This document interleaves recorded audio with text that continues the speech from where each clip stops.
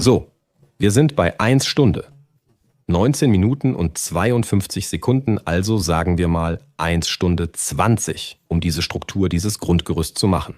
Man müsste noch etwa eine halbe Stunde einplanen, um innen möglichst dick mit Farnen zu polstern und so die beste Wärmeisolierung zu erreichen. Und was die Dichtigkeit angeht, ist das schon ganz gut, aber so kann ich vielleicht 1 Stunde Regen aushalten.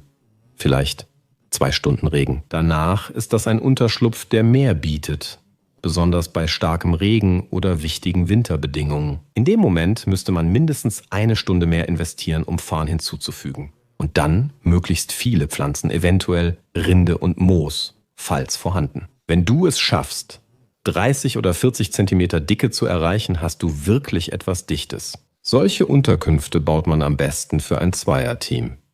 Das erledigst du in 1 Stunde problemlos. Vergiss nicht die 3 wichtigen Regeln, die ich in anderen Videos erwähnt habe.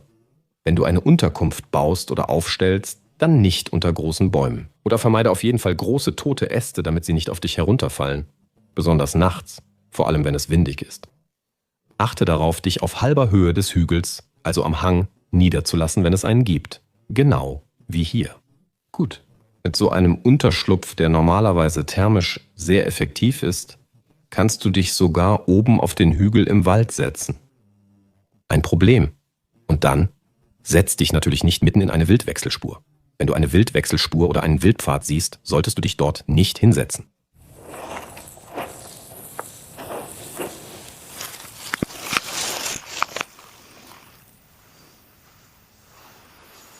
Das Video endet.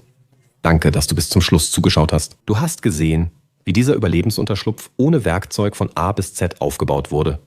Und ich freue mich, dich ganz bald in einem zukünftigen Video wiederzusehen.